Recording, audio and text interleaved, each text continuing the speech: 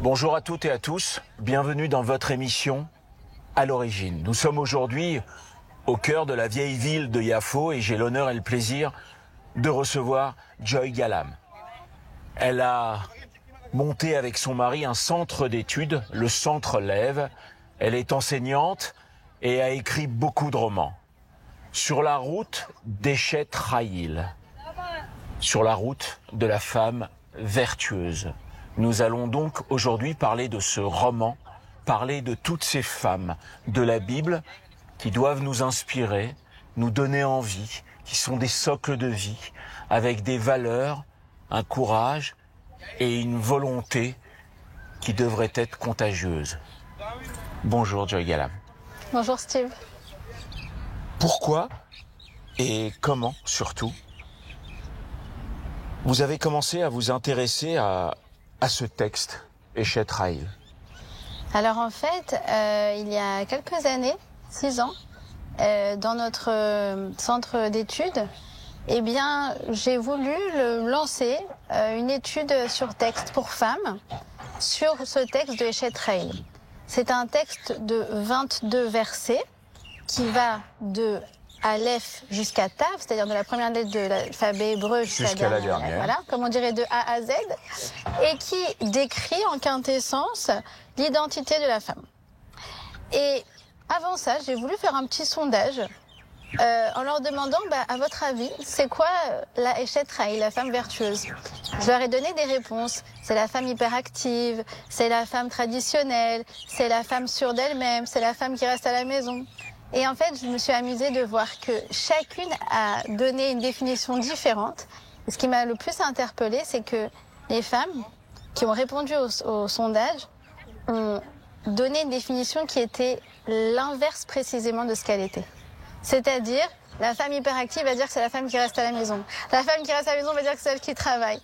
Et là, tout d'un coup, je me suis dit, oh.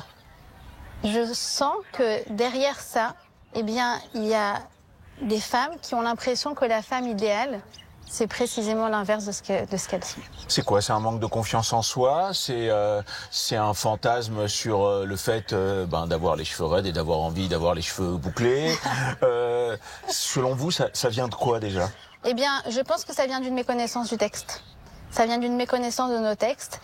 D'abord parce qu'il y a plusieurs niveaux d'interprétation. Alors vous savez que nous avons une lecture des textes bibliques selon ce qu'on appelle le pardes. Le pardes veut dire en fait 4 mots, pshat, remez, drash et sod. C'est en fait 4 niveaux de lecture. Alors on a le niveau simple qui décrit en fait la femme vertueuse.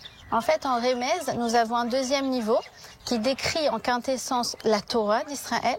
Ensuite dans le drash, nous décrivons en fait les femmes de la Bible. Et chaque verset, en fait, décrit une des femmes de la Bible. D'accord? C'est ça, en fait, quelque chose qui est aussi méconnu. Et enfin, nous avons le Sod, quelque chose auquel je n'ai pas touché.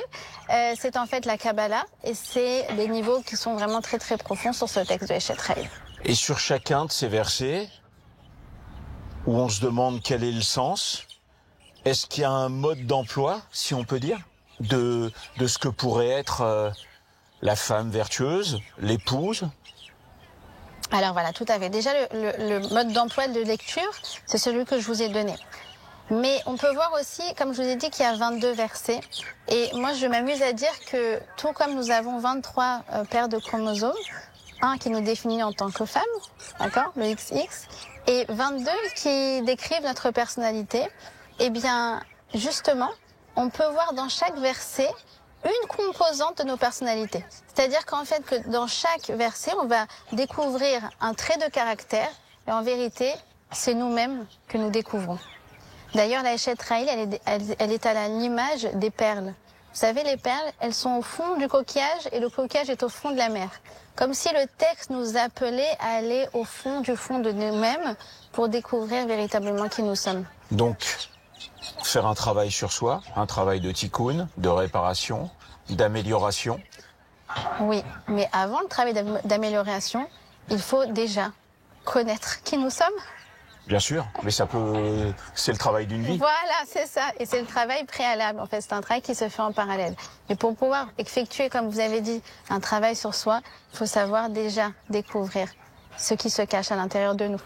Et vous pensez qu'à travers ces 22 versets, à chaque verset, chaque femme peut avoir le sentiment de pouvoir s'identifier, comme si nous avions chacun d'entre nous 22 couleurs de notre personnalité différentes avec des prédominances de certains traits de caractère? Ben, vous l'avez parfaitement bien décrit.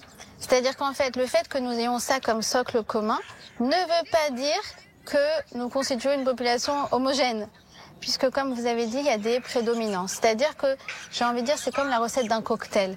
Nous avons les ingrédients de base, mais après, on peut mettre un peu plus de ceci, un peu plus de cela.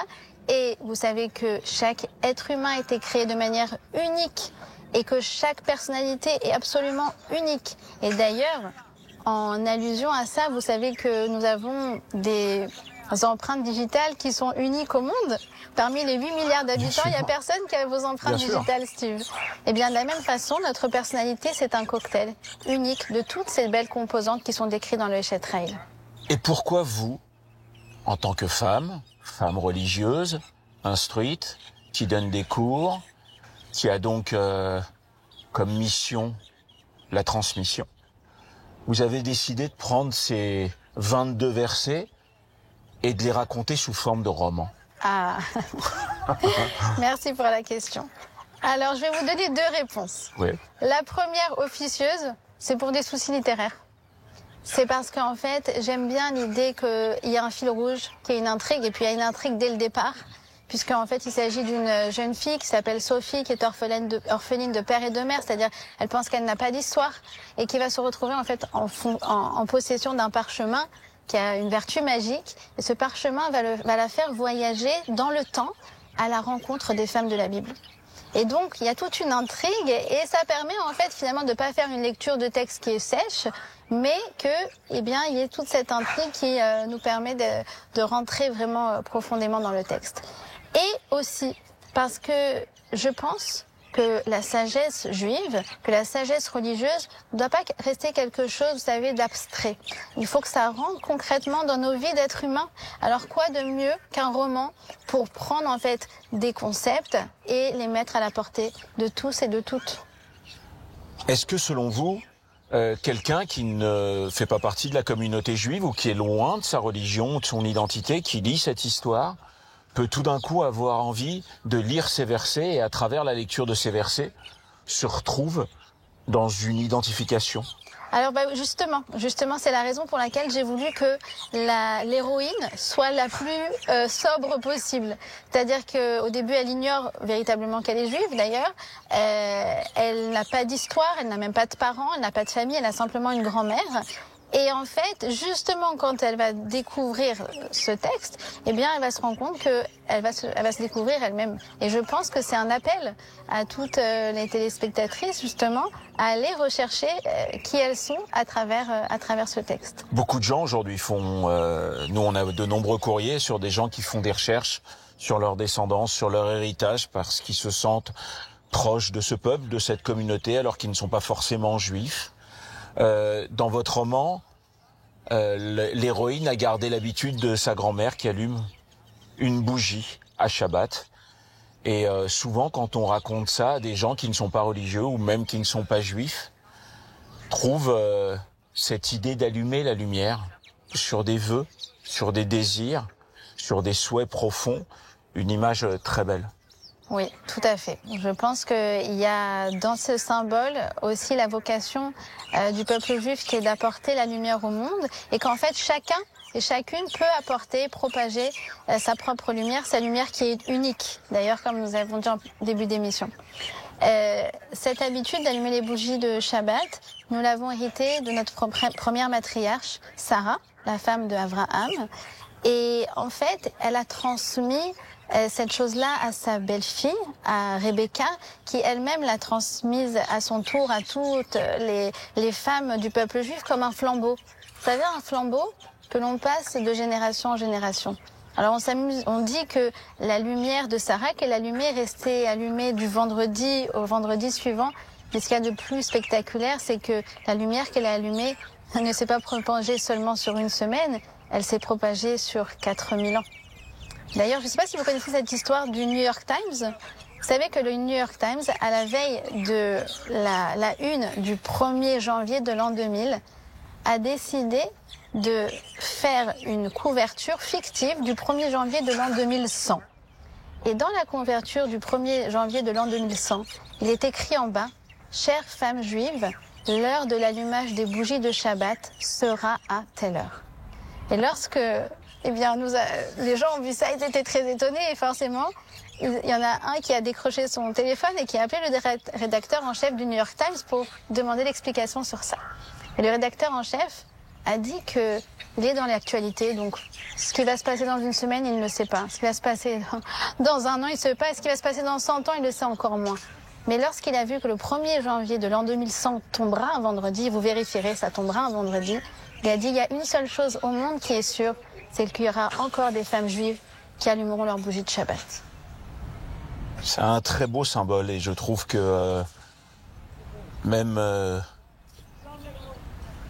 pour toutes les femmes et d'ailleurs les hommes du monde entier, de vouloir symboliquement réinitialiser son cerveau et se dire que on est là pour allumer une lumière intérieure qui est la nôtre et qui est unique et d'allumer la lumière pour souhaiter le meilleur à tous les gens qui sont autour de nous. Je trouve que tout d'un coup, c'est un geste qui fait que forcément, on a le sentiment d'essayer d'allumer le bon coin de sa personnalité, de sa personne, de sa vie, de ses envies. D'ailleurs, dans le 3e verset de votre livre, il y a une phrase qui peut paraître comme ça anodine, simplette, peut-être même naïve dans le monde dans lequel on vit. Elle lui fait du bien et non du mal tous les jours de sa vie.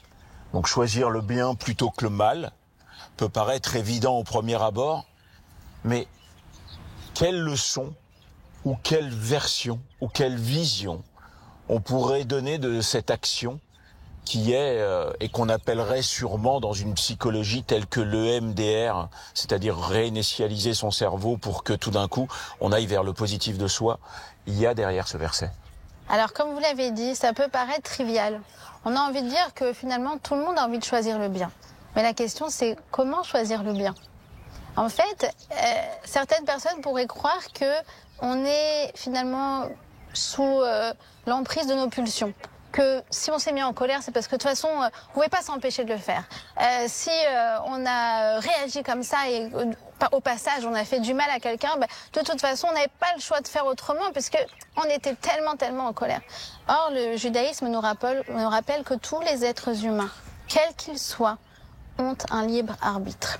Nous ne sommes pas des pantins dans les mains de nos pulsions et nous avons le choix de nous hisser au-delà de nos pulsions et de choisir de faire le bien ou de choisir de faire le mal.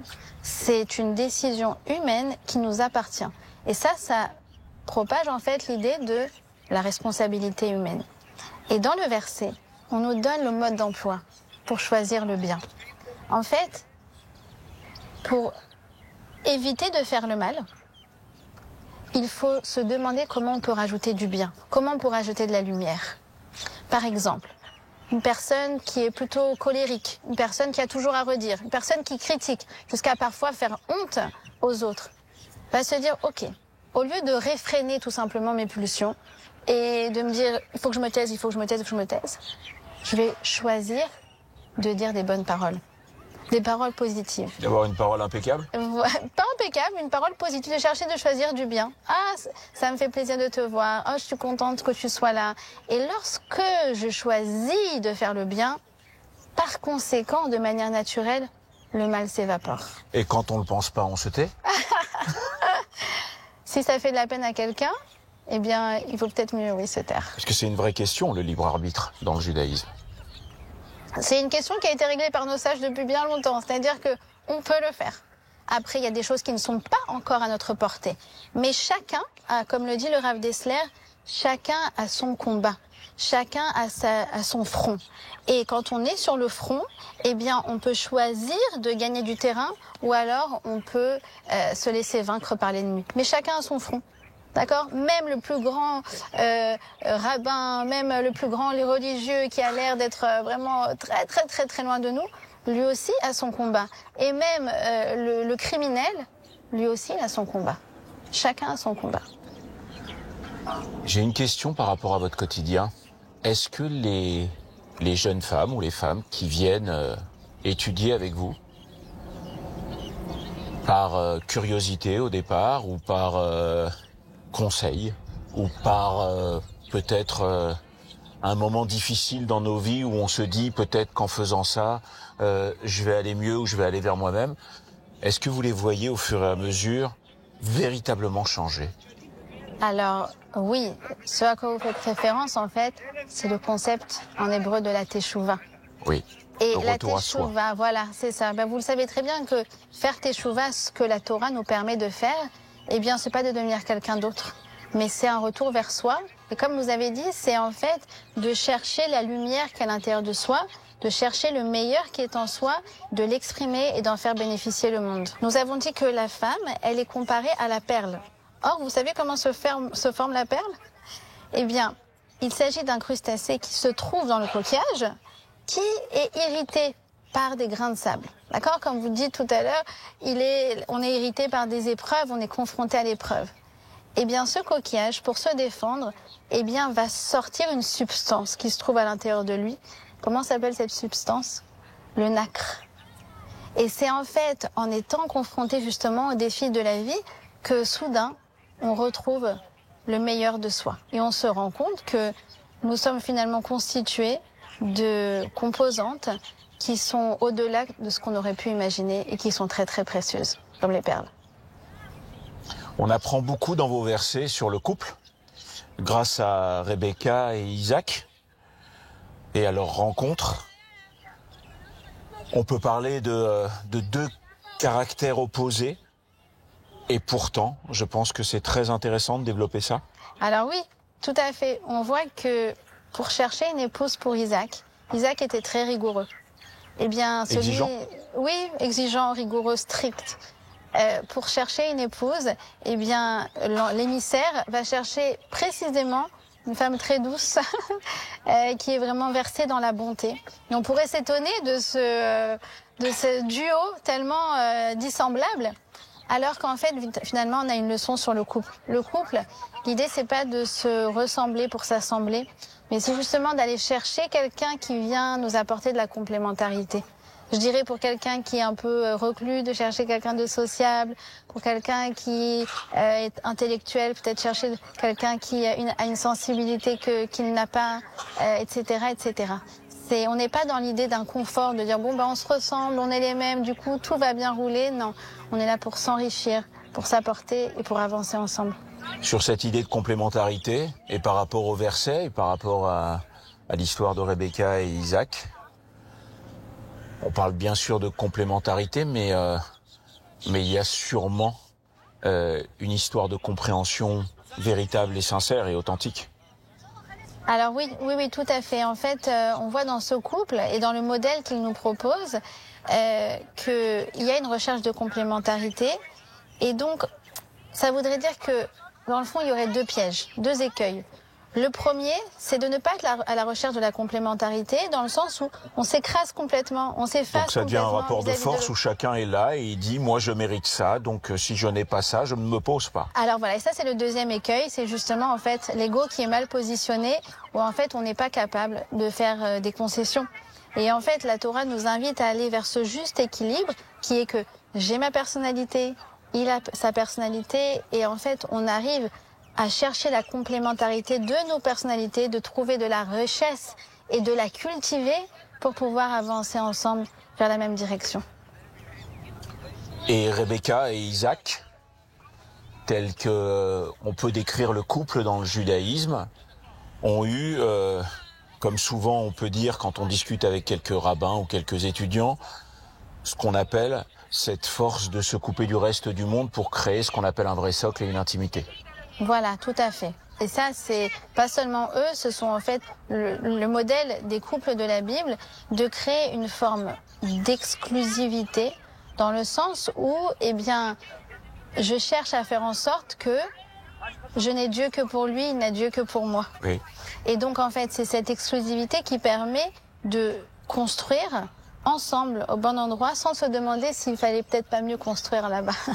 Exactement. C'est-à-dire, tant que c'est pas dans un état comparatif et que ça reste dans une pureté de se dire, ma priorité c'est lui et ma priorité c'est elle. Je reviens à ça parce que dans beaucoup de familles, on lit le Eshet Rahil le vendredi soir et c'est un honneur qu'on fait à la femme, à juste titre. Et souvent, quand il y a cette forme d'intimité très profonde et pas du tout superficielle, c'est l'homme qui cherche à ne pas oublier cette prière, tellement il est redevable. C'est vrai.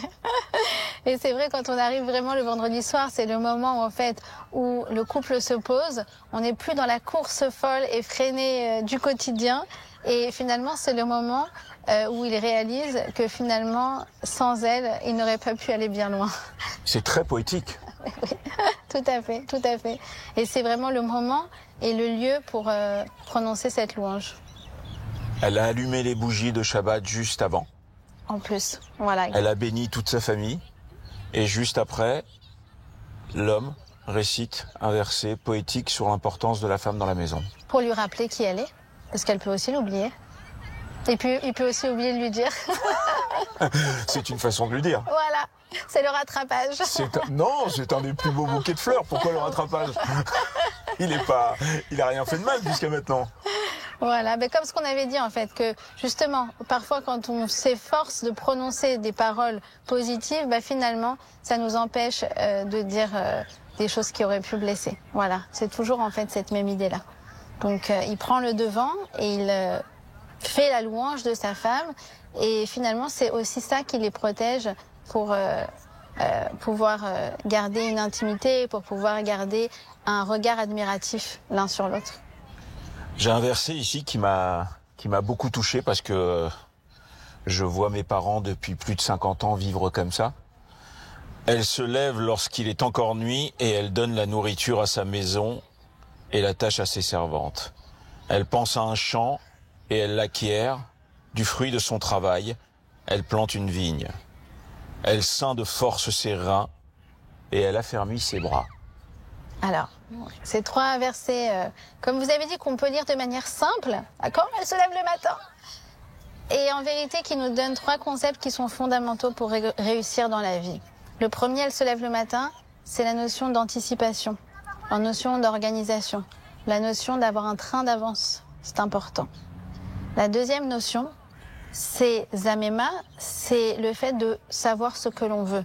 Elle repère un champ, elle l'acquiert, elle se donne les moyens de l'acquérir. Le Me'am Loez nous dit que, en fait, la Eshet Rahil, la femme vertueuse, elle a un commerce. Et à un moment de sa vie, elle se rend compte que ce commerce, il lui donne trop de stress. Elle n'est pas assez présente à la maison. Ça lui prend trop de sa tête, ça lui prend trop de son temps. Et donc, en fait, elle décide d'acquérir, comme on dirait aujourd'hui, elle acquiert une entreprise pour en avoir, en fait, tout simplement les bénéfices. Ça veut dire qu'on est vraiment très, très loin de la femme passive qui ne travaille pas ou qui se laisse, entretenir. Non.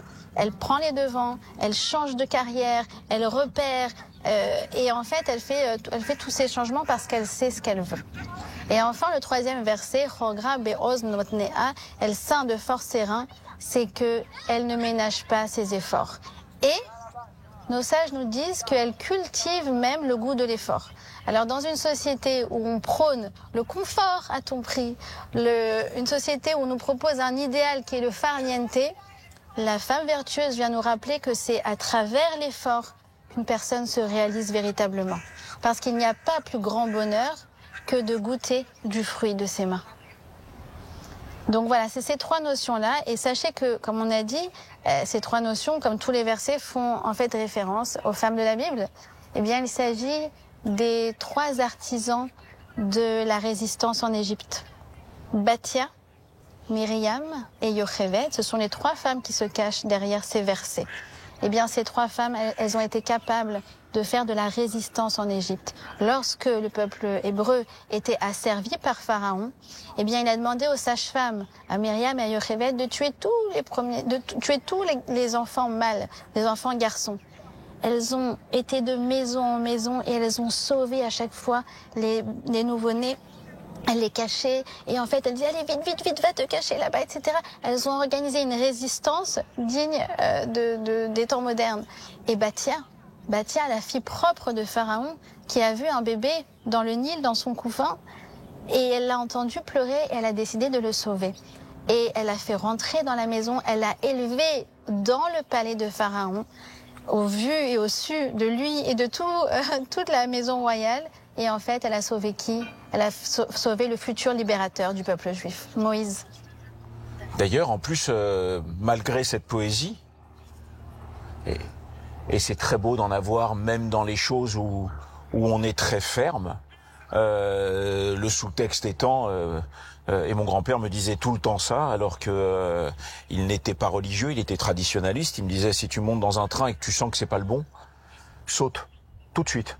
Même si ça va te faire mal. Parce que si tu attends le prochain arrêt, il sera trop tard. Tout à fait. Et ben voilà, votre grand-père, il avait déjà beaucoup de connaissances intuitives de la sagesse, effectivement, de nos sages.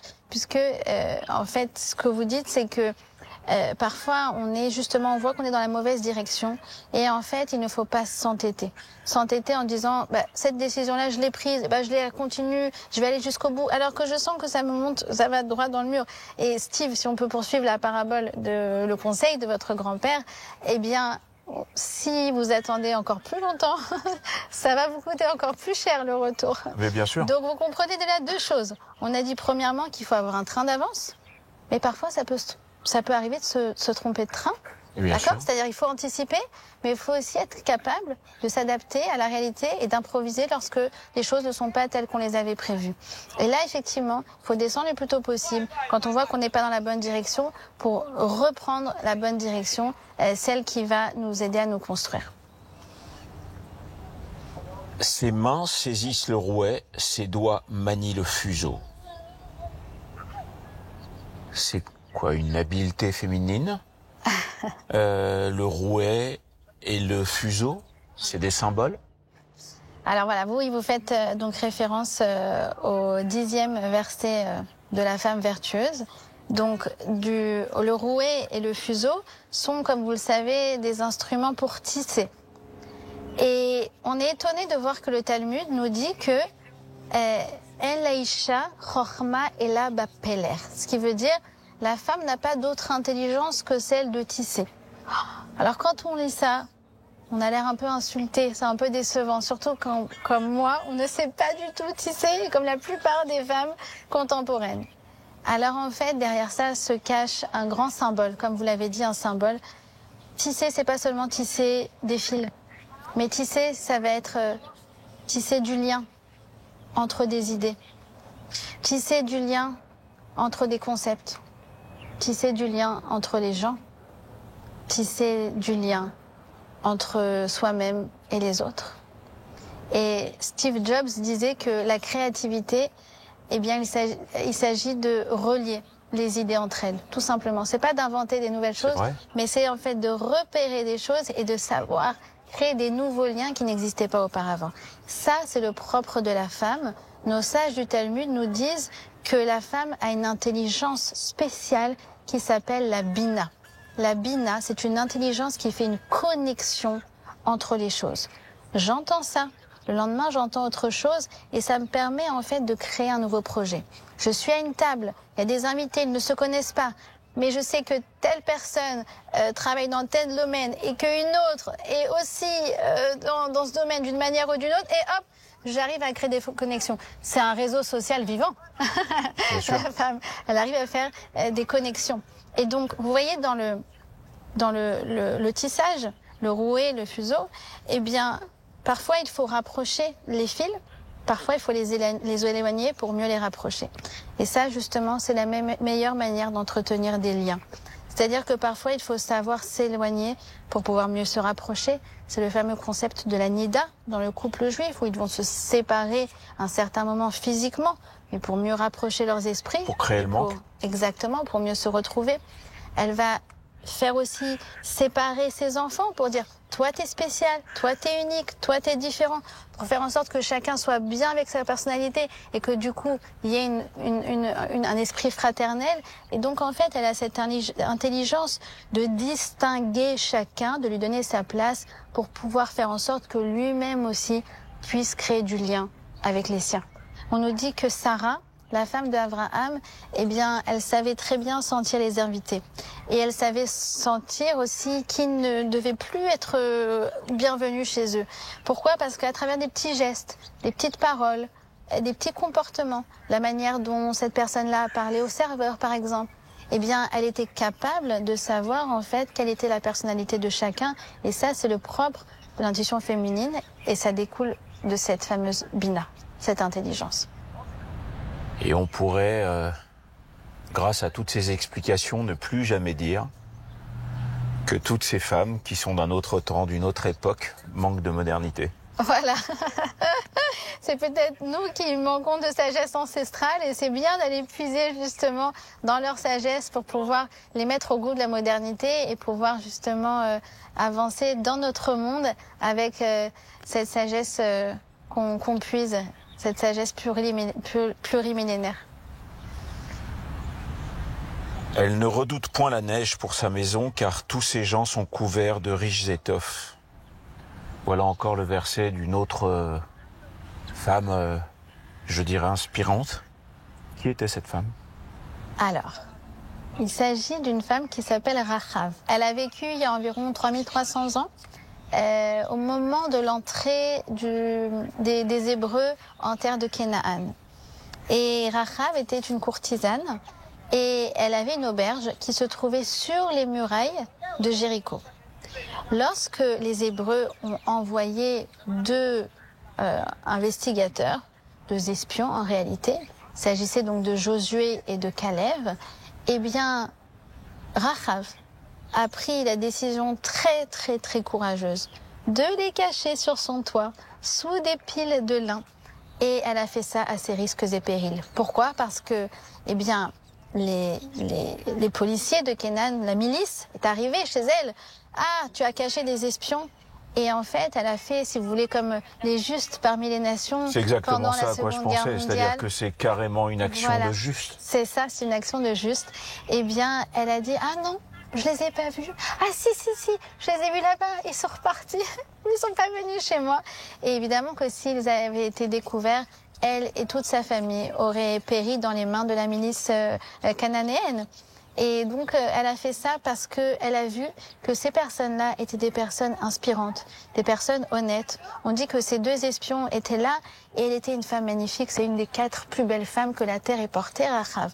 Et pourtant, eh bien, chacun a regardé en bas. Ils n'ont pas regardé dans les yeux parce que ces femmes, ces hommes-là, justement, eh bien, ils ont cette notion d'exclusivité, cette notion d'intimité où on ne regarde pas, justement, la femme des autres. Eh bien, ça l'a séduite. Pourquoi? Parce que Rachav, qui était une femme de petite nature, comme on pourrait dire, une courtisane, eh bien, a décidé de se convertir au judaïsme.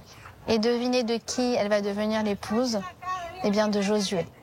Josué, qui est un cran au-dessous de Moïse, va devenir l'époux de Rachav. Donc Rachav est une figure très inspirante parce qu'on voit que dans le judaïsme, on ne prône pas des saints qui sont nés saints, qui sont morts saints et qui ont été saints toute leur vie. Tout ça, c'est une véritable envie, un travail, une conviction. Exactement. Et le fruit d'une volonté.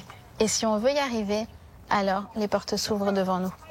Est-ce que pour vous, avec tous ces changements de vie et cette aspiration à l'étude, il y aurait une ou deux femmes dans la Bible qui ont incité à ça de façon convaincue? Alors, oui, tout à fait. Donc déjà, le verset qui fait référence à l'importance de l'étude, c'est le suivant. Elle est telle un navire marchand, de loin, elle amène son pain. Alors quand on lit ça, on a du mal à voir quel est le lien avec l'étude, et pourtant, nos sages nous disent que, eh bien, pour étudier, il faut être tel le navire. C'est-à-dire aller loin pour rechercher ce qui nous parle. Parfois, ça va pas forcément être une étude dans le quartier, parfois ça va être quelque chose qui se déroule plus loin. Et puis dans le monde digital, forcément, ça s'y prête complètement. Mais c'est très important d'aller à la recherche de ce qui parle à son âme. Parce que ce qui me parle à moi, c'est pas forcément ce qui vous parle à vous, Steve. Et donc, il faut faire cette recherche. C'est ce à quoi le verset nous invite. De plus, on voit qu'elle amène son pain. Mais quel est le lien entre le pain et l'étude? Eh bien, vous êtes d'accord avec moi que le pain, quand on le mange, on l'intègre, il devient nous. Notre corps est constitué du pain que l'on mange. Eh bien, de la même façon, il faut que notre vie soit constituée de l'étude que l'on fait. C'est-à-dire, c'est pas juste étudier pour le plaisir d'étudier, mais étudier pour se transformer, pour devenir ce qu'on apprend.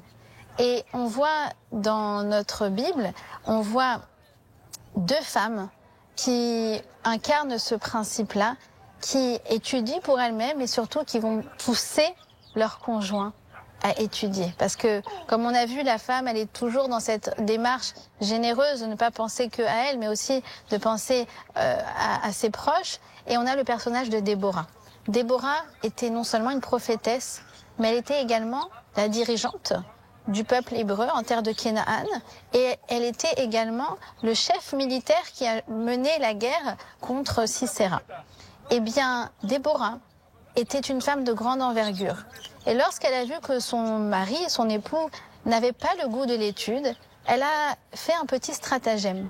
Elle lui a demandé, elle faisait des mèches pour les bougies du sanctuaire, du Mishkan, et elle lui demandait tous les jours d'aller déposer ces mèches là-bas au Mishkan, de manière à ce que quand il aille là-bas, il se imprègne de l'atmosphère, il s'asseye pour étudier, il soit avec les Kohanim, avec les prêtres, pour pouvoir faire en sorte que lui aussi développe le goût de l'étude. C'est-à-dire que l'étude ne doit pas être quelque chose seulement tourné vers soi-même, mais ça doit aussi être une responsabilité qu'on a vis-à-vis des autres, comme vous faites dans cette émission, où finalement vous offrez aux téléspectateurs la possibilité de découvrir quelque chose qu'ils n'auraient pas pu le faire sans votre intervention. Ces femmes sont des saintes.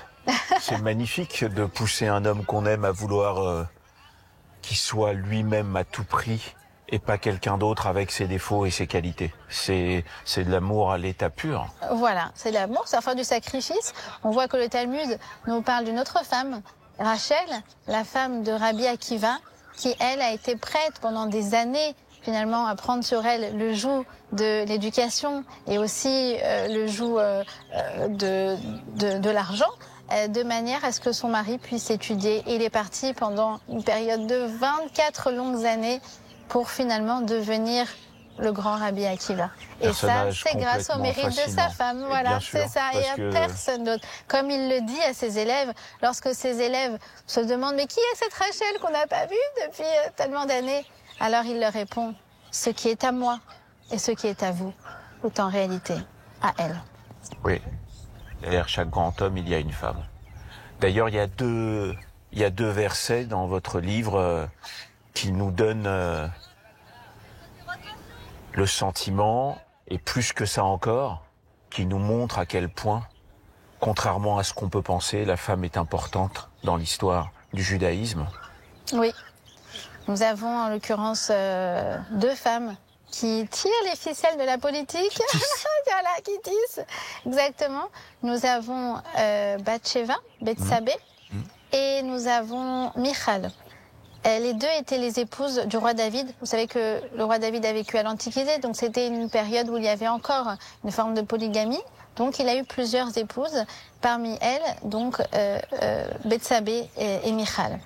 Et Michal a tiré en quelque sorte les ficelles puisque son père à elle était Saül, c'était l'ancien roi qui voulait tuer David. Et en fait, elle a pris le parti de protéger son conjoint vis-à-vis de son père, ce qui est quand même à une époque patriarcale, quelque chose qui est assez révolutionnaire.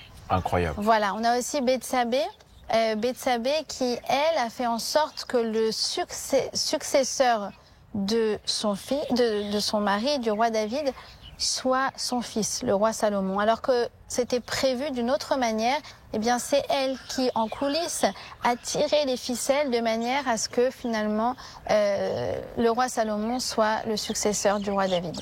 Et en fait, vous savez que dans la Bible, les femmes n'ont pas souvent un rôle politique de premier plan. Certains cas, comme nous avons cité Déborah, mais ça reste quand même des exceptions qui confirment la règle, parce qu'en fait, justement, la femme, on la préfère en coulisses. Vous savez, c'est comme quand on tourne un film, finalement, le scénariste, on ne le voit pas. Le producteur, on ne le voit pas.